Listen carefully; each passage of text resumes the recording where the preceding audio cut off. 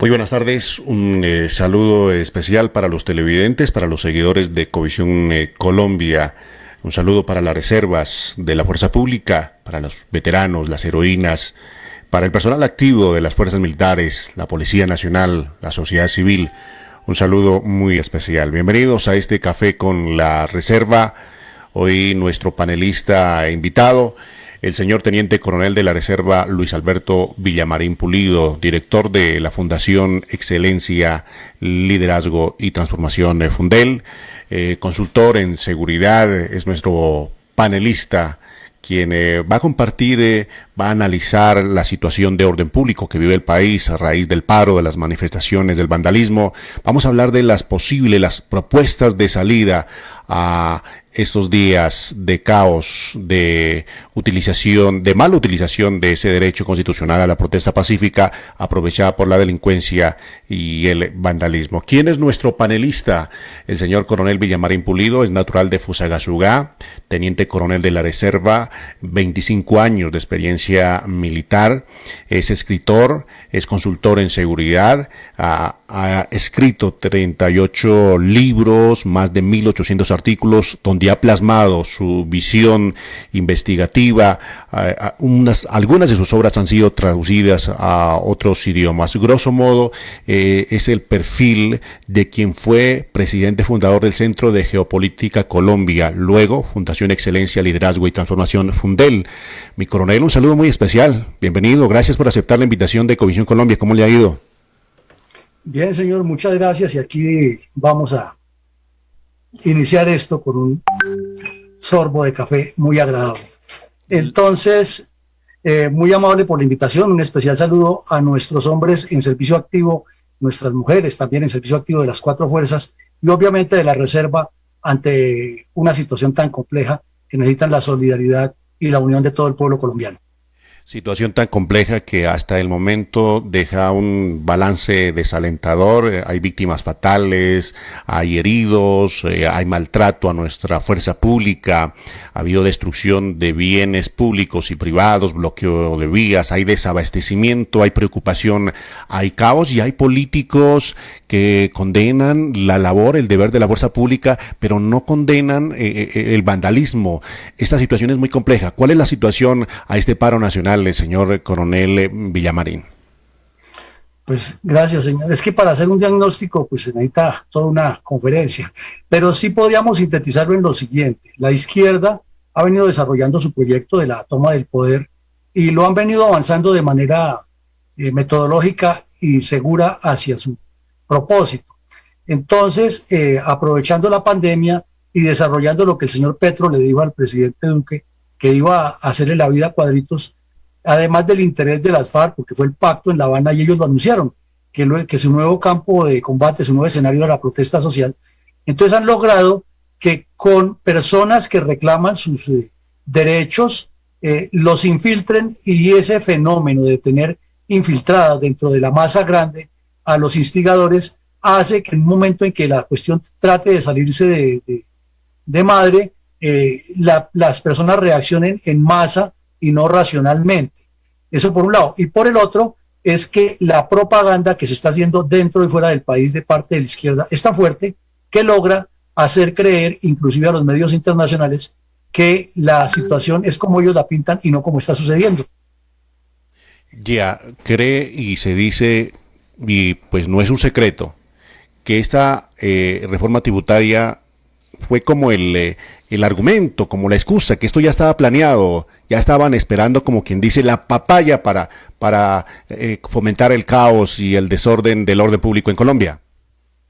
Claro, porque si vamos a la historia, la campaña bolivariana para una nueva Colombia que prefiguraba hacer esto mismo en 1989-1990, diseñada en el 82 por las FARC en la 7ª conferencia, tenía el mismo esquema. El M-19 tuvo el mismo esquema cuando desarrolló su guerra contra Colombia. Luego, a lo largo de la década del 90, con el terrorismo que puso el país en jaque, lo que buscaba la guerrilla era eso, que mientras ellos atacaban los poblados, las personas que viven en las ciudades, los citadinos, salieran a hacer lo que están haciendo ahora. Entonces, después de los golpes que sufrieron en la primera década del 2000, optaron por cambiar de estrategia y negociaron en Cuba, no como dice Juan Manuel Santos, que fue que los acorraló y los obligó a negociar, porque vieron que va a quedar un salto estratégico teniendo unas personas dedicadas al narcotráfico como lo están, otras en el Congreso y otras dedicadas a hacer lo que ellos llaman la guerra de masas. Entonces, lo que está ocurriendo, para sintetizarle, es el resultado de un proyecto que se viene desarrollando a largo plazo y no simplemente que ocurrió de la noche a la mañana, como pretenden hacerlo ver ellos y los medios de comunicación. Señor Coronel Villamarín Pulido, es bueno, antes de iniciar en este conversatorio, tocando este tema, la actualidad, la triste realidad de Colombia, que definamos eso que se ha tomado, o que ha nacido, que se ha planeado en el Foro de Sao Paulo y que se ha complementado en el Grupo de Puebla. Es que ahí está, ese es como el punto de unión de lo que le estoy diciendo.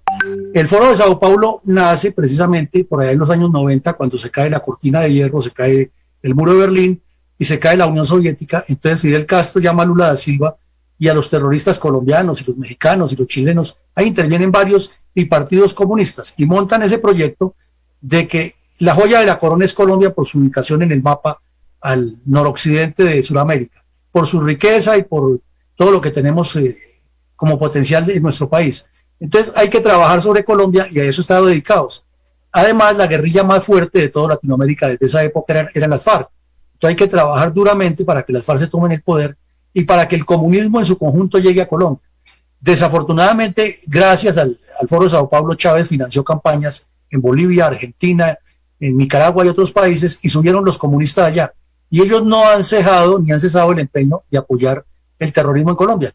Mire usted que el argentino Camilo Facundo, alias Camilo de las FARC, terminó herido en las protestas que hubo en Bolivia, cuando supuestamente él se acababa de desmovilizar como un ahora político del partido FARC, que ahora lo llaman comunes. Es decir, que todo queda claro, y después aparece el señor Samper y otros miembros del Foro de Puebla o del Grupo de Puebla, hablando que la solución para Latinoamérica es el progresismo y que Colombia debe estar en esa lista. Ya, usted tiene una obra titulada Pacto FARC-Santos, esto para referirme y para recibir su análisis del proceso de paz. Sí, es que ese proceso de paz fue muy bueno para las FARC y letal para Colombia, y muy bueno para Santos y peor y malísimo para el resto de los colombianos. Muy bueno para las FARC porque lograron en 3 años, en Cuba casi 4 años, lo que no habían logrado por medio de las armas y de la violencia en 60. Y el señor Santos logró no solo que lo reeligieran, que no merecía ser reelegido, y logró también que le dieran un inmerecido premio Nobel de Paz, y nos dejó a los colombianos con semejante problemonón, debido a que aquí hay otro problema gravísimo que tal vez no se ha dicho mucho en esta protesta, y es lo mismo que el Congreso de la República pasa de agache cuando hay los problemas graves del país. Se supondría que un Congreso serio, un Congreso que representa los intereses del país, estaría en este momento a la cabeza de la búsqueda de las soluciones, pero están haciendo es campaña política, politiquería y demagogia. Y lo mismo ocurrió durante el proceso de paz de Santos, que estaban a puertas de que había una nueva elección para el Congreso y se dedicaron a hacer politiquería y a aprobarle en fast track todo lo que pedía Santos, con tal de que llegara dinero raudales para financiar sus campañas políticas y hacer politiquería. Así es de que, a grandes rasgos, ese es lo que dice ese libro y está pues explicado todos los errores de todos los puntos, de estrategia, táctica, negociaciones, geopolítica, defensa nacional, todo lo malo que nos dejó el señor Santos con su deseo de ser Premio Nobel de Paz. Bueno, lo que desencadenó esto, la reforma tributaria, es lo que se dice en el progresismo, pero es que, siendo realista, ya hubo una reforma tributaria en el 2019 que ayudaba a los banqueros, a los grandes empresarios, pero las microempresas, al pequeño productor, al campesino, a la clase de a pie, al obrero, pues no se ha ayudado como debe ser. Entonces ha incendiado esa situación de pobreza, y más teniendo en cuenta la pandemia, ha incendiado, y esto es lo que tenemos hoy, el caos, el vandalismo. ¿Usted cree que hubo torpeza por parte del gobierno, que el presidente Duque estuvo mal asesorado para, en este momento en que ya la gente tuvo que cerrar por la cuarentena sus negocios, que quebraron sus finanzas, pues pasar ese proyecto de la reforma tributaria? Claro, aquí esto tiene varias vertientes y varios vértices. Primero, el reajuste tributario, no digamos reforma tributaria, es necesario porque todos somos conscientes que la pandemia ha bajado el nivel de la economía y que eso nos puede tener a todos en una complejidad, en una preocupación, en una dificultad, un enfrentamiento latente. Pero se equivocó en algunas partes del articulado, no en todos, porque no todos afectaban dijéramos, a las clases menos favorecidas. Pero también se equivocó fue en que a tiempo se le advirtió que no la presentara de esa manera, que le cambiara, y se sostuvo, ahí fue donde estuvo el error. Pero igual ahí hay un punto claro, con esa reforma o sin esa reforma, la marcha venía porque inclusive el paro del 29 o 28 de abril ya estaba anunciado desde hacía rato. El error fue no haber hecho los cálculos políticos como eran. De pronto pudo ser que el presidente, como salía todos los días a las 5 de la tarde, pensó que tenía toda la opinión ya cooptada y que no iba a ocurrir eso, pero no sabía que por debajo de la mesa le estaban trabajando los comunistas y los enemigos de él, que son muchos, buscando desprestigiarlo con una visión politiquera, y esos que hicieron eso no calcularon el desmadre en que iba a caer este problema y la situación en que estamos de una crisis que está en riesgo la democracia. De nada ha servido que el presidente le pidiera al Congreso retirar este proyecto. De nada ha servido la renuncia del exministro Alberto Carrasquilla. Y en este momento, ¿cómo está la situación? Hoy, por ejemplo, se reunió la Coalición de la Esperanza, Sergio Fajardo, Humberto de la Calle, ya hacer oposición, y han dicho el diálogo es lo más importante en esto. Hable con el Comité del Paro. Usted, presidente, tiene que ir a Cali. ¿Qué hacer en este momento? ¿Cuál será? Está incendiado Cali. Ya el comandante del ejército, el señor general Zapateiro, ha asumido el mando de la fuerza pública en esa ciudad. Pero esto empeora. ¿Cuál cree usted que sea la salida, señor coronel Alberto Villamarín Pulido? Pues poner la bola de cristal sí que es difícil, pero hay que buscarle unas opciones. Naturalmente que el primer paso que tiene que dar el presidente de la República, y no es un secreto, es recibir de una manera tranquila y sopesada a todos estos señores, pero ahí es donde viene lo que sigue, es decir, además de recibirlos es que sigue. Entonces hay que hacer una conversación, me parece, de cara al país, en la cual estas personas expongan lo que ellos quieren y de la parte del gobierno se les presente con cifras y con hechos reales dónde está el presupuesto, porque es que uno puede pedir que le construyan una escalera de aquella hasta la luna, pero el problema es que haya los recursos, la tecnología, los medios y el tiempo para hacerlo. Porque ellos quieren de todo y todos quieren aprovechar este momento para sacar ventajas politiqueras con ocasión de la próxima elección. Entonces aquí hablan muchos de un gran pacto nacional, pero no es un pacto nacional como lo propone la izquierda de la transformación, de tumbar el gobierno actual y nombrar un gobierno popular. Eso no cabe en la cabeza de nadie. Aquí hay que preservar la institucionalidad. Hay que evitar al máximo, hasta el último, mejor dicho, cuando ya no haya nada más que hacer, la sacada del ejército a la calle, porque el ejército no es una fuerza policial ni tiene que ver esto. Pero también hay que evitar que las personas salgan a la calle. O sea, hay que educar a los ciudadanos y decirles, mire, usted por estar en ese odio visceral contra el señor Álvaro Uribe Vélez, si lo tiene contra él, ténganlo, pero no permita que la economía se termine de paralizar, que haya destrucción, que haya violencia, que no haya educación y que las redes sociales, en lugar de utilizarlas para educarnos y fortalecernos, sean utilizadas para instigar a la violencia.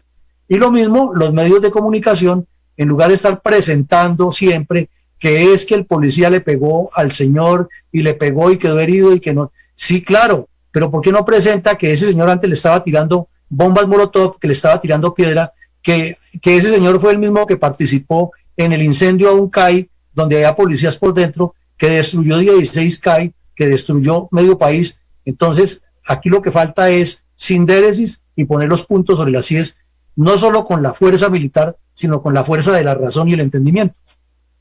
Bueno, eso ha llegado al extremo. Policías uniformados que han estado a punto de ser quemados vivos en un CAI. Cómo la gente lo ha perdido todo, la gente que llora.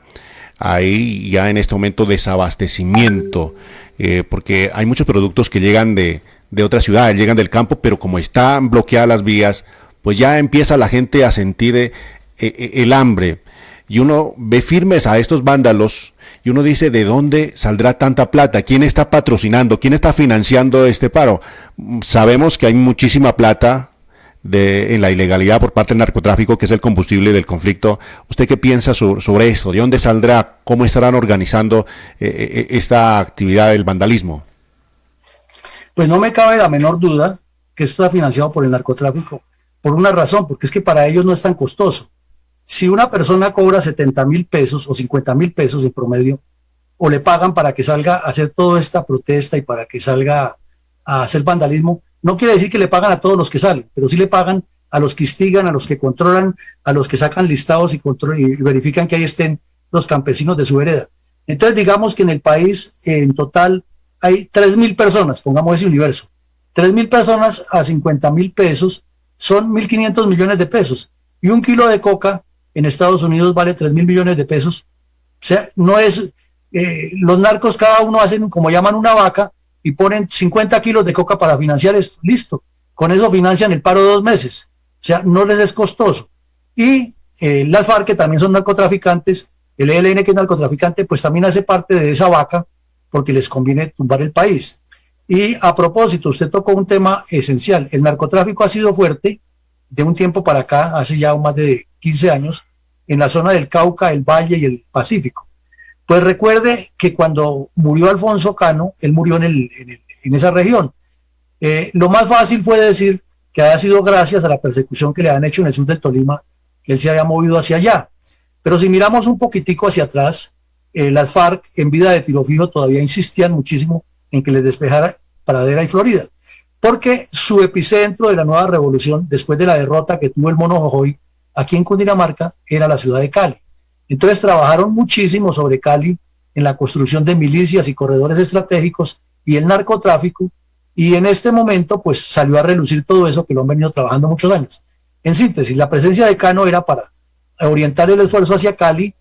Allá tienen muchos líderes sociales que tienen poder de opinión, que son miembros activos del ELN y las FARC, pero en público son simplemente ciudadanos representantes de las comunidades, y están manejando es precisamente tumbar el gobierno colombiano desde Cali, y no porque sea el de Iván Duque, es que es otro punto que hay que decirle a la ciudadanía, no es porque sea el gobierno de Iván Duque, es el gobierno que estuviera en este momento, era el objetivo de ellos, claro, si no fuera de ellos, pero si hubiera ganado Vargas Lleras, o hubiera ganado Marta Lucía Ramírez, o hubiera ganado el que hubiera ganado, el objetivo era tumbar el gobierno colombiano, y Cali es el epicentro, y por eso está tan fuerte la situación allá.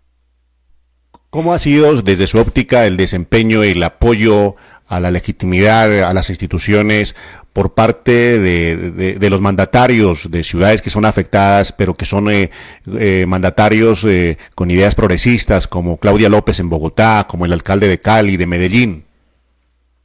Pues me parece fatal y letal, porque ellos no han asumido su responsabilidad como primeras autoridades, ni se han encargado de cumplir lo que les corresponde como jefes del orden público, que no es solamente sacar la tropa a la calle, no es solamente enviar la policía a que salga a enfrentarse a los vándalos, es que ellos son las cabezas de una sinergia que en gobernanza moderna se llama policentría o metagobernanza, y les corresponde llamar a todos esos líderes regionales de campo social, político, económico, cultural, deportivo, juventudes, amas de casa. Ellos lo que tienen que hacer es toda esa sinergia y llamar a esas personas y decirles, bueno, el problema está grave y tenemos que construir soluciones, pero construyamos propuestas entre todos, no de violencia. Pero ellos no lo hacen, sino que al contrario, asumen la posición, es como son parte del problema, y como si ellos quisieran también que se caiga el gobierno del presidente Duque y que Colombia pase a ser un caos en el cual seguramente piensan que saldrían ganadores, y no saben que cuando la cuchilla llegó a Francia, comenzó con unos y terminó con todos los que estaban dentro de ese mismo pensamiento.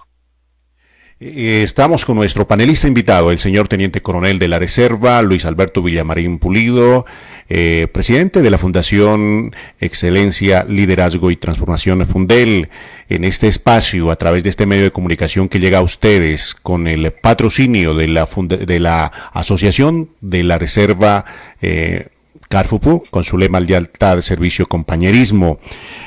Señor coronel, estamos inmersos en una pandemia. Una jueza de la República, un día antes de que se iniciara este paro, el día 27 de abril, dijo, se prohíben. Llamó a los organizadores del paro, les dijo, no hagan aglomeraciones. Ellos se pasaron por alto esas protestas, pero las consecuencias se van a ver en 5 días, en 8 días, quizá en 15, van a aumentar, y ya pues sabemos que ha colapsado en algunas ciudades el sistema de salud, ya las UCI, ya no hay disponibilidad de UCI. Esto para los políticos, para la gente que ha promocionado, que ha respaldado, que ha apoyado este paro, ¿cabe una herramienta para que puedan responder jurídicamente? Pues es que como en Colombia hay tantas leyes para que sí y para que no, tocaría revisar bien si el Código Penal contempla esas conductas, porque es que aquí la politiquería y los razonamientos jurídicos son aterradores. Eso por un lado, pero es que por el otro miremos que es que a ellos les conviene que la pandemia se complique para que haya más protesta todavía contra el gobierno y que ojalá en la SUSI se pueda morir la gente tirada en los corredores. Con eso tienen algo más de que echarle la culpa al gobierno y para que se caiga y la gente salga más a protestar. Y como desafortunadamente se pierde la capacidad de razonar, entonces muchas personas reaccionan y actúan de una manera irracional y se dejan llevar a la montonera. Bueno, se ha retirado el proyecto de la reforma tributaria denominada Ley de Solidaridad Sostenible, pero se va a pasar otro texto. ¿Qué mecanismo sería viable, un mecanismo que pueda ayudarse a ese colombiano de a pie, al pueblo, a la base, y que se le pueda pues quizá cobrar más impuestos a las grandes empresas? O bueno, ¿qué mecanismo habría para reunir esos más de 20 billones de pesos que se necesitan? Pues es que mire, esto tiene tanto de largo como de ancho, porque resulta que la corrupción en Colombia roba 90 billones al año. Y estamos hablando de una reforma de 20 billones que es como el 25% de eso. O sea que aquí el punto es cómo reestructurar las finanzas y cómo establecer una responsabilidad política compartida entre el Estado colombiano, el gobierno colombiano y los partidos políticos y todos los sectores de oposición que dicen tener la fórmula. Porque repito, yo puedo pedir que me construyan una escalera para llegar a la luna, pero entonces tengo que llegar además no con el problema, sino la solución y de dónde sacamos los recursos. Entonces, si en ese diálogo que estamos proponiendo, tiene que ser respetuoso y con la agenda manejada por el gobierno, no una cosa similar a Cuba, que la agenda la manejaban los vándalos, sino una agenda manejada por el gobierno y con puntos claros, entonces establezca, bueno, sí, se puede hacer tal reforma en tal sentido, entonces díganos cómo sacamos los recursos, y no solamente decir, porque es que decir que le quitemos a las grandes empresas más de lo que dan, pues no nos engañemos. Si miramos el pago tributario que se hace en Colombia, tributario, o sea, lo que percibe el Estado Nacional, no los municipios, sino el Estado Nacional, pues realmente son las grandes empresas las que aportan la mayoría, porque los que declaramos renta somos muy pocos, y dentro de esos que declaramos renta hay muchos que declaramos en cero, o sea que realmente impuesto de renta, que es el que llega al Estado, es muy poco el que pagamos nosotros. Sí pagamos, por ejemplo, impuestos de tasa aeroportuaria y el IVA, que son a nivel nacional, pero el IVA es redistribuido en todo el país. Entonces, aquí nos parece que la solución no es simplemente sacar corriendo a los que invierten, porque las tasas tributarias también son altas a los que invierten harto, sino es más bien traer a todas estas personas que dicen que tienen la bola de cristal para resolver el problema, que en lugar de que salgan a destruir el país y hacerse los que no son con ellos, pero que sí es con ellos, bueno, entonces usted tiene la propuesta, dígame la solución. Entonces ellos la dan y es el Congreso de la República el que la debate y podemos resolver esto. Lo que pasa es que no se puede volver permanente. No es que cada vez que quieran protestar, entonces nos reunimos y ya no es el gobierno el que presenta las propuestas, sino somos nosotros. Entonces, porque entonces, ¿para qué elegimos gobierno? Es decir, aquí hay que tener una mesura y una claridad de lo que se hace para no caer en errores. Bueno, hay una norma suprema que es la Constitución Nacional, hay unas leyes por parte del Congreso y unos decretos reglamentarios que puede emanar el presidente de Colombia. La gente está pidiendo que se declare el estado de conmoción interior por el estado de excepción de graves alteraciones al orden público. ¿Usted, señor coronel Villamarín, cree o no conveniente que se declare el estado de conmoción interior? Pues, como le decía, hay momentos en que en la vida toca tomar la decisión última, pero todavía hay caminos porque se pueden manejar muchos escenarios. Y uno de los escenarios es traer a toda esta gente, sentarla de cara al país, que el país se dé cuenta que lo que piden en muchos casos son exabruptos y que el presidente de la República no es tan malo como lo pintan, ni es tan bueno como él cree, sino que es un ser humano que está gobernando y que tiene mil dificultades, y que lo que tenemos que hacer como colombianos es entender a él, entender al Congreso, entender a la protesta, pero que todo lo que se entienda sea en favor de Colombia. Porque mientras no haya posiciones que sean convergentes, sino divergentes cada uno, pues la polarización crece y la irracionalidad se multiplica. Así es de que nos parece que para declarar el estado de conmoción, si es necesario y es la última opción, tiene que hacerse. Pero antes agotemos estas etapas para que la misma población colombiana lo entienda y la prensa internacional, y no se asuma como una medida violenta de fuerza contra las marchas y no contra los vándalos. Bueno, estamos en este café con la Reserva. Hoy nuestro panelista invitado, señor Teniente Coronel de la Reserva, Luis Villamarín Pulido, presidente de Fundelt. Bueno, vamos a hablar del caso específico, y para eso se creó este canal, las reservas. Hoy se pronunciaron las reservas como un todo. Estuvieron los colegios de coroneles, de generales, estuvo ACORE, estuvo la Federación de Suboficiales, las asociaciones, las unidades simbólicas. Ayer se reunieron presidentes de las asociaciones y a través de este medio se hizo un debate donde muchos presidentes le dijeron a la corporación Veteranos de Colombia, a la que pertenece el sargento Chalá, el teniente Calderón: señores, ustedes no nos representan. Hoy se reunieron desde el Círculo de Suboficiales, las reservas de la Fuerza Pública, y dieron su voz de respaldo a las instituciones legítimas. ¿Qué opinión le merece? No, pues todas las voces de respaldo que deben llegar para las instituciones legítimas, toca concitarlas y orientarlas ahora. Lo importante es que eso haga parte de una estrategia a largo plazo que se enfoque en el futuro de Colombia. Y lo segundo que me parece a mí es que una cosa es una reunión donde se debe debatir, pero que cuando se produzcan los comunicados o se produzca ya la exposición en público, no se debe hacer público todo lo que se dice o lo que se trata, lo que se debate, sino simplemente el resultado, y que hable un vocero, porque eso da sentimiento de unidad. Pero por lo demás, magnífico, y que este sentimiento se esté multiplicando en la reserva, nos parece que es la forma de lograr la integridad, siempre pensando en Colombia, con planes y proyectos y no con salidas a la ligera.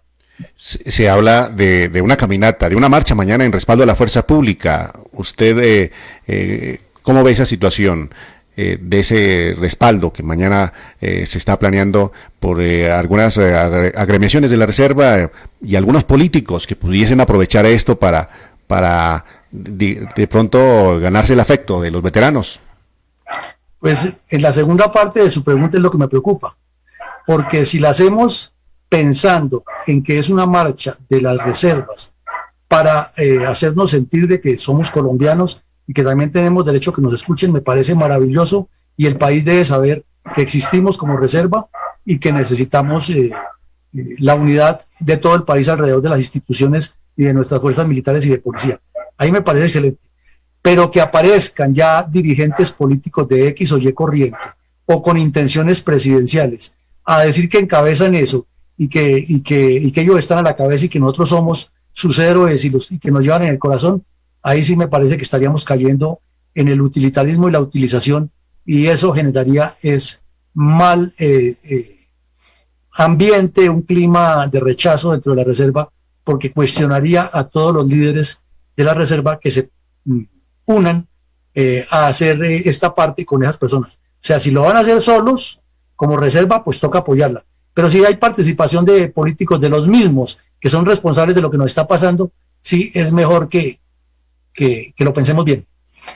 ¿Cómo califica usted o en qué lugar coloca ese despertar de la reserva, que integración, que unión, que reuniones acá, que convocatorias, pero a la realidad es otra? No vemos que se llegue a acuerdos y entonces hay unos derechos que se llaman, entre comillas, adquiridos, que podrían desaparecer si en las elecciones del 22 llega la izquierda al poder. ¿Usted cómo ve esa situación, lo que ha pasado con la reserva de la fuerza pública? Pues usted acaba de tocar un punto medular del cual la Fundación Excelencia, Liderazgo y Transformación ha sido la motivadora y la impulsora, y es que para constituir o para poder reclamar ya con propiedad los derechos y defender nuestros derechos y defender al país, porque no solamente para nosotros, se necesita constituir un partido político. Y un partido político es una empresa seria, organizada. Cuando me refiero seria es que tenga todo un procedimiento metodológico, en cierta manera científico, estructural, organizado y con una dirección clara, con un concepto claro, con un programa claro, con una idea clara, con unos principios, un plan estratégico, etcétera. Desafortunadamente se le ha expuesto a todos los miembros de la Reserva que han venido a nuestra fundación y que está abierta, como usted lo sabe, todos los días de 6 a 8 de la noche, todos los días hacemos nuestras videoconferencias con conferencistas y con analistas de primer orden, no solo nacional sino internacional, que nos acompañan e ilustran a los miembros de la Reserva que quieran entender la política como un quehacer basado en la ciencia y en la tecnología y en el arte. Pero no ha sido posible porque las personas que dicen ser líderes de grupos de reserva, lo primero que piensan es, si no soy yo el candidato, entonces no es ninguno. O unámonos, pero únanse alrededor de mí y no alrededor de un proyecto. Entonces cuando se les explica y se les dice, mire, es que el procedimiento es que primero estructuremos todo este paquete, luego miramos quiénes son los que más han trabajado y tienen el perfil para salir a representarnos, y entre todos hacemos una sola convención nacional aquí en Bogotá y vamos a escoger en esa convención a quienes nos representan.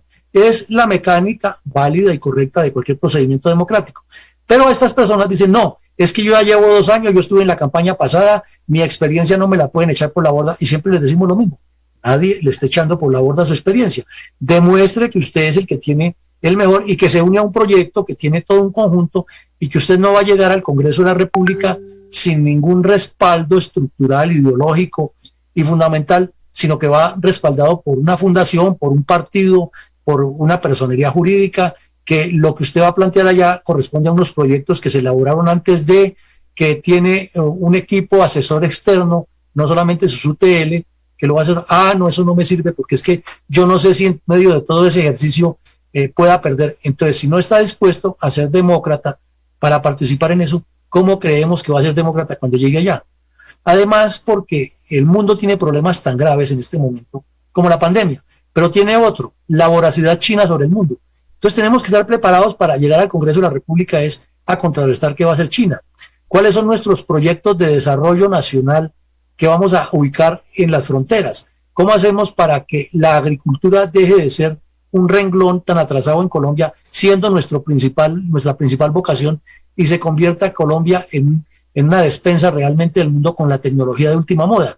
¿Cómo hacemos para que la hacienda pública no se limite simplemente a decir que hay que quitarle plata a los ricos y apretarlos, sino cómo hacemos para que la base tributaria se aumente porque el pueblo colombiano aumenta su ingreso? ¿Cómo hacemos para que nuestras fuerzas militares y de policía sean más fuertes, estén mejor ubicadas? ¿Cómo hacemos para resolver los temas de salud en todo el país? Entonces son temas gruesos que hay que tratar, que hay que llegar con ideas al Congreso y no simplemente decir que yo represento la Reserva porque tuve un grado y tienen que votar por mí, porque los votos no están solamente en la Reserva, es la sociedad civil la que va a votar por nosotros y tiene que entender que vamos a hacer un programa y no hacer más de lo mismo. Así es de que el punto grave, el meollo, el escollo está ahí. Si vencemos ese escollo y nos dejamos orientar todos por los que tienen más claridad, las cosas funcionan. Bueno, vamos a hablar de la Fundación Excelencia, Liderazgo y Transformación. ¿Por qué ese nombre? ¿Desde hace cuánto se crea? ¿Cómo está estructurada? ¿Quiénes pueden hacer parte de Fundelta? Muy interesante su pregunta. Primero, comencemos. ¿Cómo se crea? Pues es que hace ya más de 3 años venimos un grupo de personas insistiendo en que hay que formar un partido político que represente a la reserva hacia el país, o sea, lo que llamamos la reserva moral. Entonces, miramos todas las posibilidades que hay y los grandes partidos, los partidos serios del mundo, hablo de los demócratas de Estados Unidos, de los republicanos, de la UMP de Francia, de los partidos alemanes, todos funcionan alrededor de fundaciones. Entonces se vio la necesidad de crear una fundación que tenga en su objeto social dos elementos básicos para hacer política. Uno, formación de cuadros, capacitación, instrucción, entrenamiento. Y otro, que es el servicio a las comunidades vulnerables con apoyos medibles y verificables. Entonces, alrededor de ahí la fundación se estructura. Tiene un grupo de fundadores que somos 29 que están ahí, existen y trabajan alrededor de estos proyectos en unos equipos de alto impacto. Y tiene también la posibilidad de unos miembros voluntarios, y esa persona, de acuerdo con estatutos, hace un voluntariado durante cierto tiempo y, demostrando con hechos que trabaja muy bien, se une a la fundación y luego ya pasa a ser miembro adherente. Pero bueno, el punto no es si es adherente o no es adherente, porque las personas siempre preguntan y confunden. Pero la parte del partido político, entonces la fundación es partido político. No, la fundación no es partido político. La fundación es un órgano que apoya la creación de un partido político. Es la mamá que está embarazada y tiene un bebé en su vientre, y ese bebé va creciendo y se va a formar un partido político. Entonces ahí está el deseo de la fundación. No es que tenga tampoco millones de personas agregadas, integrantes como miembros que deciden, sino simplemente que participen en todas nuestras actividades y que se unen al partido. Cuando haya esa masa suficiente, entonces creamos el partido, que es la otra idea que no quieren aceptar los que dicen que dirigen la reserva. Es que yo ya tengo mi partido y yo ya lo creé. No, porque ese partido no, esa creación no se hizo de manera consensuada. Lo que está proponiendo la fundación es que entre todos hagamos esa sinergia regional, y luego en la convención nacional se aprueban dos cosas: uno, los estatutos, y dos, quiénes son los que nos representan. Pero aquí queremos hacer lo contrario, hacer estatutos, o no la fundación sino la reserva quiere hacer lo contrario. Reserva ya tiene listos estatutos y tiene candidatos. Entonces le pregunto yo a usted, le contrapregunto, si eso existe así, entonces ¿para qué hacer partido y votar si ya sabemos quiénes son los que son y no hay forma de que yo participe, usted participe, el otro participe? Entonces, si entendemos democráticamente eso, es fácil y lo podemos hacer. Y construimos entre todos. Entonces, la propuesta que tiene el de Cali, la que tiene el de Medellín, la que tiene Barranquilla, se someten a una zaranda, se zarandean, y lo que quede de sumo es lo que se aprueba aquí en Bogotá en la Convención Nacional, con todas las de la ley y con vigilancia de la Registraduría Nacional del Estado Civil, y le podemos poner hasta auditoría externa para que sea todo transparente y todo el mundo queda contento, y ahí sí trabajamos. Pero mientras sea impuesto, no va a funcionar. Partido político que, como van las cosas, se torna difícil para las elecciones del 2022. Pues es difícil, pero no imposible, porque si en este momento en que la situación del país está tan descompuesta, no hay un sentimiento de grandeza espiritual de quienes dicen ser líderes de la reserva y aceptan la invitación que se les está haciendo por múltiples medios, no para salir a dar declaraciones públicas, repetimos, es que el punto no es salir a dar declaraciones públicas que vean al jefe de X o Y que también habla, no, es si nos reunimos aquí y escuchamos sobre la mesa con los papeles puestos, el plan estratégico es este, que ya lo tiene la fundación, que se ha trabajado durante 3 años prácticamente, y ustedes le pueden agregar, quitar, corregir, enmendar, y llegamos a un acuerdo de partes. Entonces ahí sí podemos, porque es lo mismo. Al presidente le estamos pidiendo que haga un acuerdo con los del paro, a los de la reserva le estamos pidiendo hagamos un paro sobre lo que tiene razón de ser y un fundamento, y quitémonos de la cabeza que los candidatos ya existen. El candidato es lo último que se escoge después de un trabajo. Y les pongo un ejemplo para redondear la idea. Hay 4.000 futbolistas profesionales registrados en la FIFA, 4.000, esa es la cifra. De esos 4.000 juegan en Colombia, Argentina, Chile, bueno, todo el mundo. De esos 4.000, el señor técnico de la selección escoge a 30 para una convocatoria. Y en el ejercicio que está haciendo, escoge a 23. Y de los 23, 11 nomás están en la cancha. Hay gente de esos 23 que jamás sale a la cancha y pasa el campeonato completo y jamás pisaron la cancha, pero están seleccionados ahí. Si la reserva hace el símil y entiende que así es, entonces no todos pueden ser senadores, porque ese es el afán que tienen, a mi forma de ver, es con el deseo de ganarse 35 millones de pesos, pero no de tener un proyecto estructurado. Entonces, comparemos la Selección Colombia de fútbol con el partido y verá que las cosas las entendemos mejor. Eso confunde y desespera a la vez.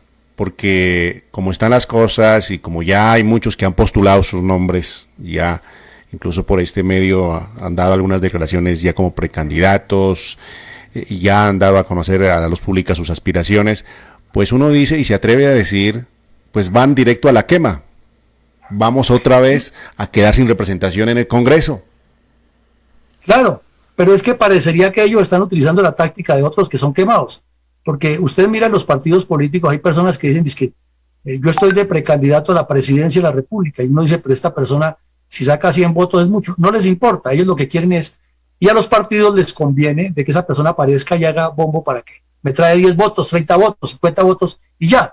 Entonces, aquí pasa lo mismo, hay personas que como no tienen este bagaje y no quieren recibir lo que la fundación se lo está dando gratis todos los días, porque suponen que si vienen aquí, entonces ya son subordinados, cuando esa no es la pretensión, porque en la fundación ni siquiera hay ninguno que tenga pretensiones de ser candidato de nada, sino de estructurar. Queremos ser la universidad de pensamiento político, y si de la gente nuestra, de resultar alguno que después de preparado participa, bueno, le ayudamos a que allá en la convención vaya y nos represente. Pero es el punto, llegar allá a entender que es primero preparando, organizando y sabiendo qué vamos a hacer, porque se la pongo a usted más fácil. El Congreso de la República es como si Colombia fuera un hospital, y en ese hospital los congresistas son los especialistas, es lo ideal, ¿no? Estoy hablando de lo ideal. O sea, allá en ese hospital ellos son los cardiólogos, son los radiólogos, son los psicólogos, etcétera. Entonces, esos son el Congreso de la República. Entonces, ¿cómo vamos a pretender que una persona que ni siquiera ha hecho curso de enfermero ya vaya a ser el cardiólogo o el jefe de cardiología de un hospital? ¿Sí me copia la idea? Entonces, prepárense, por Dios, la Fundación les ofrece eso, y aquí estamos abiertos a traer a los mejores conferencistas y podemos salir adelante todos. Bueno, vamos a dejar a un lado la reserva. En este momento, no, si trae críticas, pues que haya críticas, porque uno está expuesto a esto. Pero si las elecciones fueran hoy, el candidato, y lo dicen varios medios, sería Gustavo Petro. Hablando del partido del gobierno, el Centro Democrático está quebrantado con todo eso, con esta situación. ¿Cree cómo analiza usted el panorama político para las presidenciales del 2022? Pues mire, no lo digo yo, sino que lo dicen las personas que saben de política en Colombia y en el mundo. El punto aquí es que si Petro gana, o que tiene ya la ventaja, es probable que gane. Pero eso no es lo esencial. Lo esencial es que el Congreso de la República quede en manos de personas que le pueden hacer la oposición e impedir que nos llegue a hacer aquí todas esas locuras que intentó hacer en Bogotá, y que nos diga de pronto que a partir de la fecha quien tenga 2 casas le quede expropiada una para entregársela a los habitantes de los barrios marginados, que todo lo que quería hacer aquí en Bogotá, que personas de estratos 1 y 2 vengan a vivir al lado de los de estrato 6, cuando esas personas no tienen esa capacidad económica, pero solamente por hacer una falsa nivelación de seres humanos. Pero eso es lo de menos, sino lo peor es que comience a expropiar a las empresas extranjeras y entonces se vayan, como ocurrió en Venezuela. Y eso no lo puede hacer si tiene un Congreso de la República fuerte. Entonces, si en la reserva, bueno, para que usted dijo que no hablamos más de la reserva, entendemos que podemos meter hasta 10 congresistas si nos ponemos de acuerdo. O sea, todos los que son líderes que dicen que ya han hecho su trabajo pueden llegar al Congreso, pero organicemos una cosa seria y con un proyecto serio para llegar a cuando el señor Petro, estamos hablando del hipotético escenario que sea presidente, ponga sobre la mesa el proyecto de ley para tal cosa, y inmediatamente el Congreso le dice, no pasó, porque el Congreso tiene mayoría y no le va a permitir eso. Pero si seguimos enfrascados en que el candidato es X o Y, y que sabe más que el otro y que no sé qué, pues le estamos abriendo el camino para que este señor llegue allá, y los políticos corruptos, con tal de que les dé mermelada, le aprueban lo que sea. Hacen lo que hizo Santos, le repartió mermelada y le aprobaron el fast track sin mirar que le estaban entregando el país a las FARC. Bueno, hay una situación de crisis diplomática hoy precisamente entre Colombia y Cuba. Prácticamente se ha expulsado a uno de los funcionarios de la Embajada de Cuba, pero estaba retardado el gobierno porque este señor presentaba conferencias, asistía a conferencias con los sindicatos, con las universidades. Usted tiene y ha hecho unos estudios, sus obras sobre conflictos, sobre la situación del Medio Oriente, Asia Meridional, continente americano, ha analizado la situación de los grupos terroristas, los conflictos. En cuanto a geopolítica, ¿cómo ve usted lo que está pasando con Venezuela, lo que está pasando con Cuba, con Estados Unidos, el nuevo orden mundial?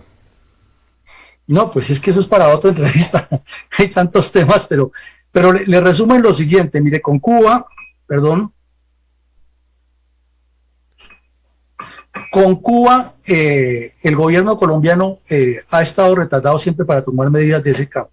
Es que la embajada de Cuba en Colombia no es una embajada diplomática, no es un cuerpo diplomático, es un centro de espías y de apoyo al terrorismo. Y no es de ahora, no es de ahora. Si usted lee la historia del MOEC en los años 60, todos los líderes del MOEC se reunían y aquí en el barrio, aquí en el centro de Bogotá, en el barrio Santa Fe, en esas casas de Solar Grande, había unas casas donde se reunían todos los guerrilleros del MOEC distribuidos por todo el país a recibir instrucción de sindicalismo del embajador cubano y de los funcionarios cubanos. Después, en el año 81, recordemos que el doctor Turbay rompió relaciones porque Cuba apoyó la toma de la embajada dominicana y se prestó para que los secuestrados lo llevaran allá. El ELN siempre ha tenido su sede en Cuba y ha entrenado bandidos toda la vida allá. La FARC lo mismo, o sea que Cuba es el centro de control del narcotráfico del Caribe para todos los narcos colombianos que llevan droga para Estados Unidos y para otras partes del mundo. Así es de que Colombia ni siquiera debería tener relaciones con la isla. Recordemos cuando comenzó el proceso de paz en Cuba, que lo pusieron intencionalmente, que eso era como entregarle el queso al gato para que lo cuidara,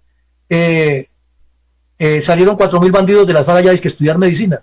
Allá no están estudiando medicina, se están preparando es como organizadores de marchas y de todo lo que está pasando. Y de seguro que hay muchos de esos que se fueron como estudiantes que están organizando todo este vandalismo. Seguro que eso puede pasar así. Ahora, respecto a lo de Venezuela es grave porque Venezuela lo que quiere es que haya una guerra civil en Colombia. ¿Y a quién le interesa detrás de esa guerra civil en Colombia? Pues a Rusia, que es la que vende armas. Y porque si cae Venezuela y cae Colombia, Rusia y China tendrían un control de un gran potencial del continente latinoamericano. Usted me dice, y cualquiera respondería, pero es que ahí está Estados Unidos. Sí, pero es que Estados Unidos tiene 1000 problemas y no va a agotar de entrada su último recurso, que es el uso de la fuerza militar, sino que si esto ocurriera, comenzaría a promover grupos armados civiles en Colombia para enfrentar eso y no asumir una responsabilidad directa frente a China y a Rusia, sino haría lo mismo que hizo en la Guerra Fría. Rusia se metió en Yemen, entonces ya llegaba a Estados Unidos por medio de la CIA y apoyaba rebeldes yemeníes contra los comunistas yemeníes. Que Rusia se metió en Irak, entonces apoyemos a Saddam Hussein, que en ese momento estaba en contra de los comunistas, y después pues lo tumbaron. Y así, esa es la política exterior de Estados Unidos. Entonces nosotros tenemos que tener claro eso y no hacer elucubraciones, y por eso le insisto que es que los colombianos, y en particular la Reserva, necesitamos mucha educación política antes de meternos en estos berenjenales, porque es mucho lo que hay que aprender antes de actuar.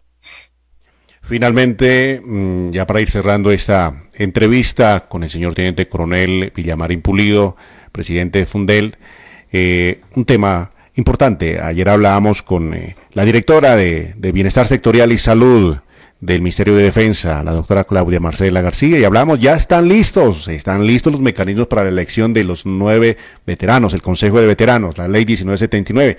¿Qué opinión le merece la Ley de Veteranos, señor Coronel? Pues públicamente he dicho que es necesaria, pero que está mal construida. Y he sido un crítico de eso porque le pongo el siguiente ejemplo. Usted como suboficial retirado, yo como oficial, queremos comprar un arma, a pesar de que ya casi todos la tenemos porque la adquirimos en servicio activo, pero supongamos que la queremos comprar. Y para que nos hagan el 10% de descuento, que es lo que dice esa ley, usted no necesita que haya una ley de la República, simplemente eso es una decisión interna que la puede tomar el comandante general de las fuerzas militares. Se arregló el problema.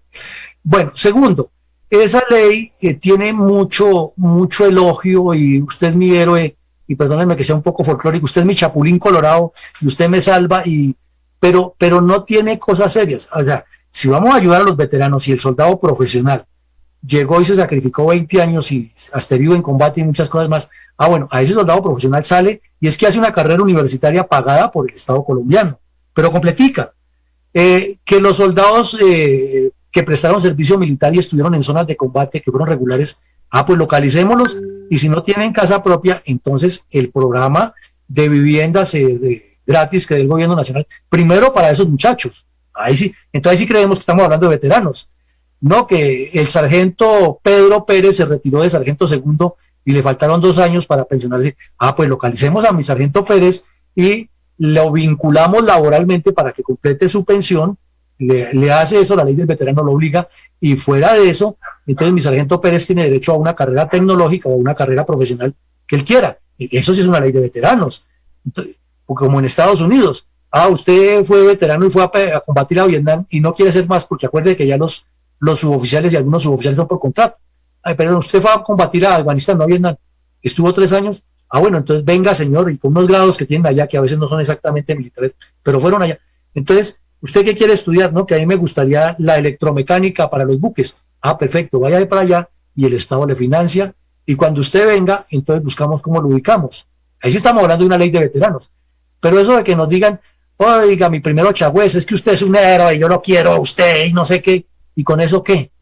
Mi coronel X, es que mejor dicho, si no hubiera sido que usted es el comandante de esas tropas, sí, los guerrilleros, eso, bla, bla, bla. Y eso es lo que tiene en esencia esa ley. Si usted le da las vueltas, ahora que nos van a descontar en el transporte público. Sí, pero resulta que si usted cumple 60 años, va a Transmilenio y dice, mire, esta es mi cédula, y también le descuentan en el transporte público. Entonces, ¿cuál es el cuento? Además, nosotros no necesitamos que nos den migajas. Necesitamos es que lo que le servimos al país sea retribuido con creces. Otro ejemplo que le pongo, si es una ley de veteranos que debiera ser como es, bueno, que las señoras, las esposas de los oficiales o los suboficiales no tuvieron la posibilidad de trabajar y necesitan su pensión. Bueno, entonces vamos a hacerles una ley especial para que las pensionen porque estuvieron al lado de su esposo en esa guerra. Pero no decirnos que su esposo es un héroe y que le dimos 53 medallas y entonces esa es mi crítica. Mi coronel, gracias por compartir este café. Esperamos tenerlo nuevamente en este SED. Hay muchos temas, hay mucha tela por cortar y es importante capacitar a nuestras reservas. Es importante conocer nuestros derechos y es importante que quienes están postulando para hacer protagonismo en las elecciones futuras, pues sepan y entiendan que no solamente van a ser los líderes de la reserva, sino de toda una sociedad civil. Muchas gracias por aceptar la invitación. Dios lo bendiga a usted y a la fundación que usted preside. No, sí, señor, con mucho gusto. Entonces, quedamos atentos. Le pediría el favor cuando está listo el link, porque ahora a las 6 tengo una videoconferencia con la reserva y quisiera ponerlo ahí de una vez. Sí, hay un programa especial hoy, ¿no? Vale la pena aprovechar que hoy va a ser entrevistado por un canal internacional. Sí, por CNN. Es que son dos cosas. Mira, a las 6 de la tarde tenemos la reunión normal de la fundación y yo les había prometido que a esa reunión llevo la entrevista con ustedes para ponerla ahí. Y entonces me gustaría si la tenemos a las 6 en punto para ponerla. Ya está, mi coronel, ya está en su WhatsApp. De todas maneras, se la voy a enviar en otro formato para que la pueda leer mejor, descargar mejor. ¿Listo? Entonces, ya de todas maneras ya está en su WhatsApp. ¿Listo? Bueno, sí, señor. Entonces, la pongo y a las 8 de la noche invitamos a las personas a que nos acompañen en CNN, que es el programa más importante del mundo en español en política, que es con Camilo Egaña. Y con él vamos a hablar de este tema y es importante que escuchemos y que multipliquemos en el mundo lo que nosotros decimos a favor de la paz y de la seguridad en Colombia. Gracias, mi general. Estaremos atentos. 8 en punto. Muchas gracias. Dios lo bendiga. Muchísimas gracias, señor coronel Alberto Villamarín, presidente de Fundelt. No, a ustedes muchas gracias y felicitaciones por lo que están haciendo. Muchas gracias. Gracias a ustedes, los televidentes, los cibernautas. Compartan la entrevista, suscríbase en YouTube y síganos en Facebook. Somos Ecovisión Colombia, el servicio de la Fuerza Pública. Muy buenas tardes.